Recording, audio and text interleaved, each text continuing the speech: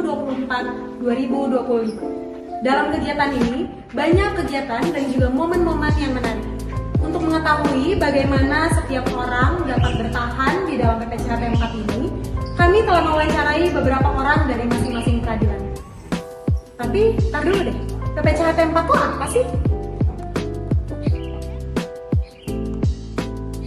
Saya ikut program PPCHT, Program Pendidikan Calon Hakim Tinggi. Terpadu. Oh iya, terpadu.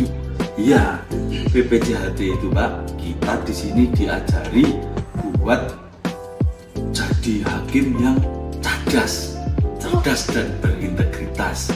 Jadi nggak cuma pinter aja, tapi kelakuannya juga ya kayak saya ini Pak, baik.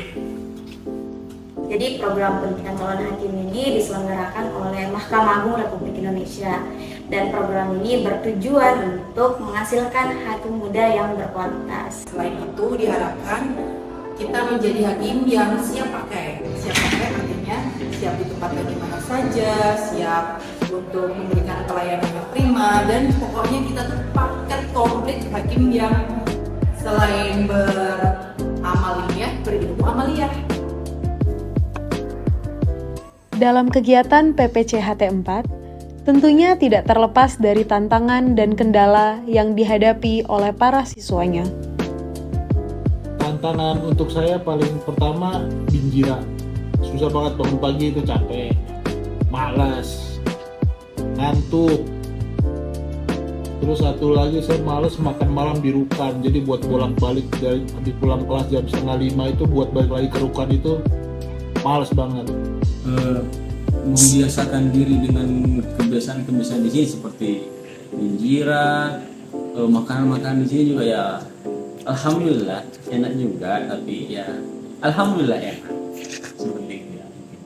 Tantangannya itu melawan diri sendiri. Soalnya harus bangun pagi, aduh susah banget itu ikut yang namanya binjira itu, bikin ngantuk Mbak. Nah, terus solusinya gimana? Solusinya ya kita harus beradaptasi, karena itu tujuannya bagus Mbak, biar kita disiplin, biar kita sehat juga, karena harus olahraga lagi tau. Tapi ada masalah besar lagi Mbak. Apa itu? Pas binjira itu sering ada tai kucing. Tai kucing itu bener-bener bau Mbak. Tapi saya tetap melaksanakannya Mbak, nggak takut sama tai kucing. Kok bisa? Mbak, soalnya salah. Jauh dari keluarga, khususnya bagi yang telah berkeluarga, kemudian jadwal yang padat, juga kadang rasa ngantuk yang tak tertahankan di jadwal siang, dan juga mungkin makanan yang beda cita rasanya. Terselenggaranya kegiatan PPCHT 4 tentu tidak terlepas dari peran berbagai pihak di dalamnya, sehingga kegiatan ini dapat dilaksanakan. Tentu saja banyak pihak-pihak yang terlibat ya. Di antaranya kalau dari satker magang ada tutor, mentor, aparatur pengadilan yang membantu kita dalam pemenuhan tugas magang. Kemudian kalau di Pusdiklat ini tentunya penyelenggaraan diklat ini tidak akan terwujud dan terlaksana dengan baik tanpa ada dukungan dari Bapak Kabadan, Bapak Kapusdiklat, kemudian ada Bapak Ibu Wali kelas, petugas kelas, kemudian ada para komandan yang selalu membimbing kita untuk kedisiplinan, dan juga tentunya teman-teman Cakim yang saling support sehingga diklat ini berjalan dengan lancar. Dengan padatnya agenda kegiatan di dalam kelas dan di luar kelas setiap harinya, pasti ada saja momen-momen yang tidak terduga yang dihadapi oleh para peserta. Iya, jadi ada salah satu hal yang tidak terduga. Belakangan ini ada kejadian penemuan ular di sekitar taman. Jadi untuk himbauan para teman-teman Cakim untuk tidak berjalan di sekitar taman, apalagi pada saat waktu menjelang malam. Selain tai kucing, ya saya pernah waktu itu Pak, pas pesiar saya telat pulang gara-gara salah naik kereta ke Cikarang. Itu harusnya arah Bogor malah arah Cikarang, salah milih kereta. Jadi ya saya dihukum berdiri di depan teman-teman Mbak. Terus perasaannya gimana? Ya harusnya malu, tapi saya enggak malu Pak. Kenapa? memang profesi hakim nantinya kerjaannya malu. Teman-teman yang unik-unik tahu. Di kelas itu ada Raja Kuis, ada King of Yel-Yel. Jadi setiap menit itu dia pasti bisa bikin yel. Coba deh cari. Terus ada King of 50. Tahu nggak King of 50 apa? Coba cari di kelas Peratun B. Kejadian tidak terduga, saya itu kan orangnya susah berak kalau misalnya nggak makan buah. Sementara buah di Rukan itu sedikit sekali dan nggak ada pepayanya. Nah makanya saya beberapa kali mesen pepaya dari luar. Satu kali mesen pepaya nggak punya pisau, jadi beli pisau juga. Nah pisau itu ditahan sama ibu komandan lah gitu. Nggak balik lagi lah gitu. Coba nggak apa komandan, aman komandan. Dan ketika kegiatan ini berakhir, tentunya ada momen-momen yang berkesan yang dialami oleh para siswa selama mengikuti PPCHT 4 gelombang 3. Tentu saja banyak sekali, namun yang paling berkesan menurut saya dan mudah-mudahan dapat kami terapkan di kehidupan kami sehari-hari itu terkait kedisiplinan yang diterapkan di kegiatan ini. Sebut saja misalnya pelaksanaan subuh berjamaah. Di sini kami menjadi lebih rutin dari biasanya untuk melaksanakan subuh, meskipun pelaksanaan subuh berjamaah itu dilaksanakan pada jam 4 pagi.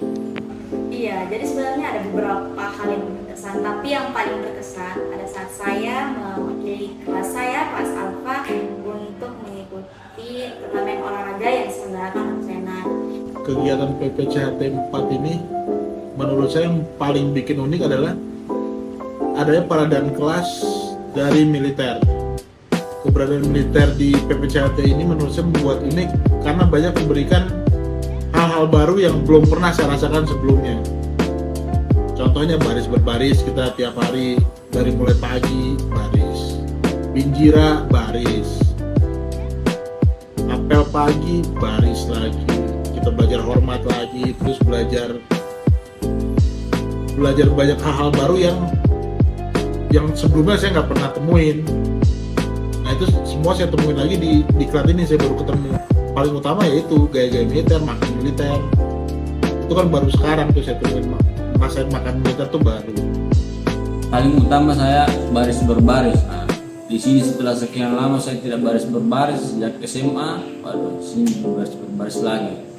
Terus sholat jamaah, terus jadwal tugas di masjid.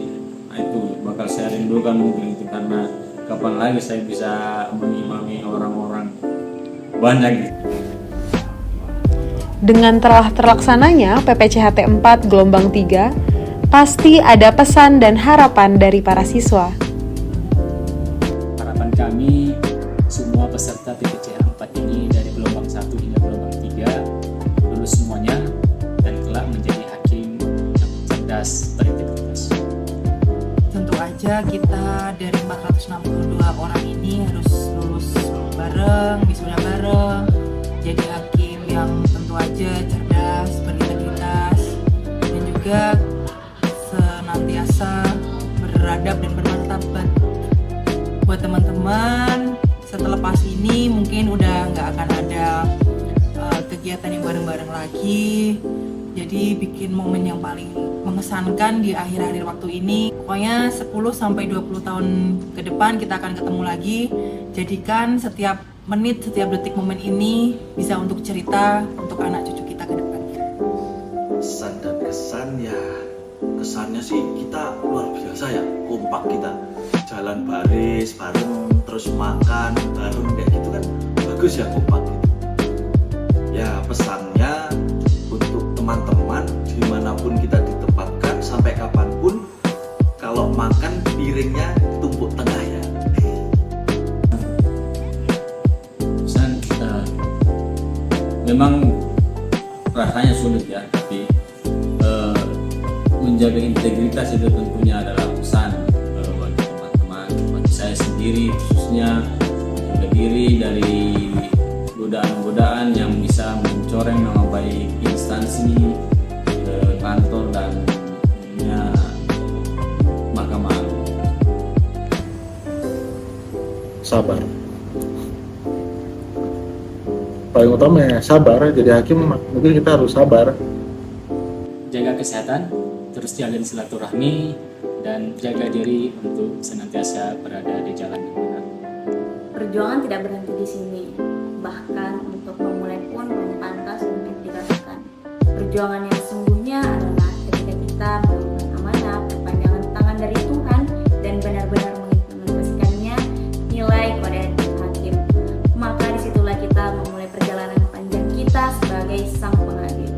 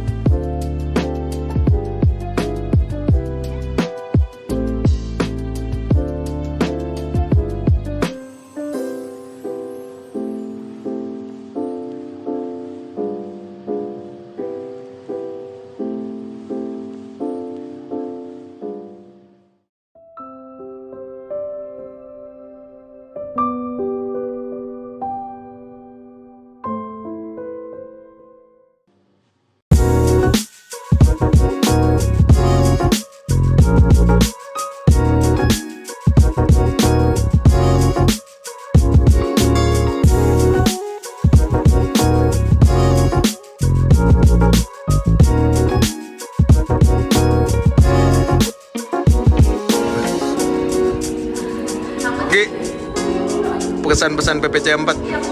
Asik, seru, kelas E terutama, kompak selalu. Asik.